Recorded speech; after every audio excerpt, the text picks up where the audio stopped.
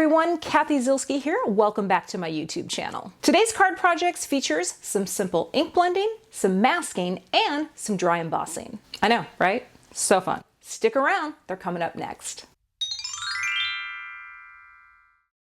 These two cards feature products from Gina Designs. There's a lovely stamp set, there's a cool new die set, and a fun stencil as well that I'm going to use to do some simple dry embossing. So let's get into it and take a look first at the products that I'm using for these cards. The stamp set is called Hands of Love. It's just a lovely set of silhouetted hands combined with very encouraging and loving sentiments. I'm also going to be using a little bit of Gina's embossing powder in the fine detail gold and a little embossing ink. I've got a little rainbow of cubes that I'll be using to add color, and this die set, which is called Master Layouts 1. And this set includes 3 different shapes that are designed to die cut and nest together, and I think there's going to be so much that you can do with this set, and I'm excited to show you what I did today. I've got some masking magic, also from Gina that I'm going to use to create some masks, and I'm going to use this art stencil from Gina to create some cool texture. I've got my blender brushes that I will be using to add ink, and of course there will be more supplies that I will shout out as we go. I've got a piece of Gina's Masking Magic cut to the same size as the cardstock. It's 3.5 by 4 3/4. And now I'm going to die cut the smaller rectangle out of the Masking Magic to create a mask. To add that mask to my paper, I peel off half of the backer, and then I like to use my score buddy to do this process. It's really easy. Just push it into the corner, leave half of the Masking Magic backer on, press, and once you're happy with the position, then you just peel off the remaining backer and smooth it down onto the cardstock. I just find it's an easier way to line up that Masking Magic onto the cardstock. All right, now for ink blending. I'm going to be using 4 colors from Gina and I'll have all the colors and every supply listed in the info box below the video for those of you who want to know the colors. But I'm creating a modified rainbow, starting with some dusty rose, bringing in sweet mango, and working my way down. I'm using my life-changing blender brushes, and I have these little clips, they're called brush buddies, that I pop onto the handles so that I know which brush goes with which color. I don't wash my brushes between each usage, and this is really helpful when I'm using my dye inks, and Gina inks are dye inks. So you're just going to blend until you get the transition smooth. And the nice thing about Gina's inks is when they dry, they have a smoothing agent and they just look beautiful as they begin to dry.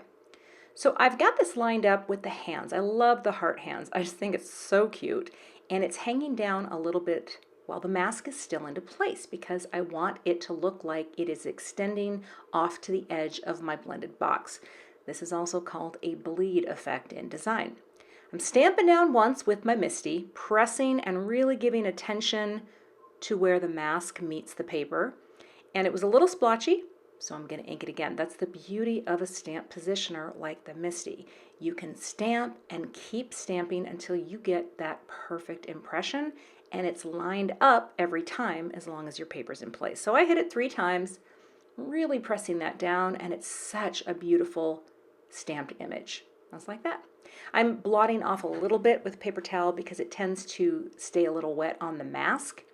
And now I will do the wonderful peel and reveal to show the masked image over the beautiful ink blended panel. I'm going to use a couple of the stamps from the set and I'm getting those into position. But I want you to know something. I'm using the powder bag here to remove any static, but I also let this panel dry for 2 or 3 hours. I actually walked away. I wanted it to stay really dry because some of the ink, that darker black, wanted to stay damp. So just be forewarned, right? You don't want your powder going everywhere. So I'm going to stamp down these sentiments with the clear sticky embossing ink and then sprinkle on some of this fine detail gold powder. I'm going to shake that on. I had done a sample card and I didn't let it dry long enough, and then my powder actually stuck to parts of the stamped image that I didn't want. So live and learn, make sure it's dry. Kind of flick off the excess here, and then I will take a dry brush just where there is a little powder that still decided it wanted to stick. I'm going to brush that all away, then get my heat tool nice and hot and bring it to the paper to melt that powder until it is smooth and shiny and gold. And I just thought that was a nice way to have that little descender of the Y drop over the hand and ensure that it would show up. For my card base, it will be a USA 2 card, which is 4 1/4 by 5 1/2 tall. I'm going to press down that score with my Teflon bone folder, and then I like to tape my card bases closed because this is really heavy cardstock, and I need my cardstock to stay flat when I am adhering my popped up panel, just like that. Isn't that nice with the framing margin space around the edges? It's a very simple card, but I just love how this turned out. Clean and simple with a bit of shine and that beautiful ink blend. Oh, so fun. All right, so here are these dies, and I want to show you what I did for my second card. I did the same approach, the same ink blend, the same stamping, but I trimmed these down using the dies and mounted that blended panel onto that pretty scallop outline base. Isn't that cute? All right, to do this card, I'm going to take some of the dies from this master layout. So I'm going to take the smaller one, run this through and cut out a piece of Kraft cardstock. Then I'm going to pop in my embossing mat. I'm going to place down my cardstock, and I'm going to take that stencil from Gina and place it right over the top. This is to do what is called dry embossing, where I'm going to press this texture into the cardstock. So I've got my little embossing plate, and these embossing elements come with the Platinum 6 so that you can take out your other plates and do this embossing. And when I reveal, there is the beautiful embossed pattern pressed into the cardstock. That's the debossed side, and here is the emboss. So I love doing this as a way to add some subtle texture to a project. I'm also going to take the larger of the two dies and cut out a black shadow layer.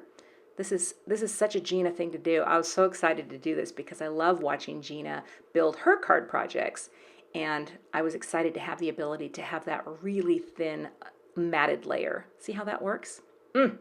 So cute. All right, and now I will take this layer and mount this onto a Kraft card base. Again, this is a really easy way to add a little bit of extra texture to your card project, and then pop up the star of the show right in the center, and this card is also done. So that's a look at my two cards. One is a little bit cleaner and simpler than the other, but I think both are actually really simple in their execution, and hopefully this will inspire you to try these techniques, and definitely check out the stamps and dies from Gina K Designs. Thanks so much for watching today. I would love to have you become a subscriber to my YouTube channel. And if you do subscribe, be sure to hit the gray bell below the video so that you don't miss the next time I post. Here are a couple other videos that you might be interested in watching. Thanks so much and have a great day.